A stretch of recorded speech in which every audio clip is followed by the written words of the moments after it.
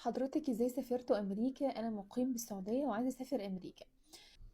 طيب احنا دخلنا البلد هجره. جوزي قدم على اللوتري او على الهجره العشوائيه من مده طويله، وبعدين جات له ودخل البلد واستقر. ولما اتجوزنا بقى وجبت ولادي وخلاص والدنيا مشيت شويه، عملنا لم شمل وانضمينا له هنا في البلد، والكلام ده كان من حوالي 5 سنين.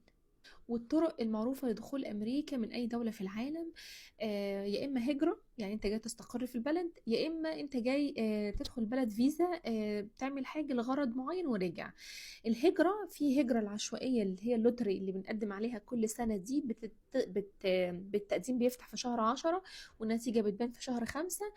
أو يبقى في هجرة من خلال فرد من العيلة، الأقارب درجة أولى، يعني زوج، أب، أم، ابن. هم دول اللي بيعملوا لم شمل وبيقدروا يجيبوا قرايبهم اللي هم الدرجة الأولى دول جوه البلد. فده بيبقى الهجرة اللي انت جاي تستقر في البلد. وفي بقى النوع التاني، لو انت داخل البلد مش هجرة، داخلها نوع تاني اللي هو الفيز. في بقى الفيزا السياحة، وفي الفيزا الدراسة، وفي الفيزا العمل.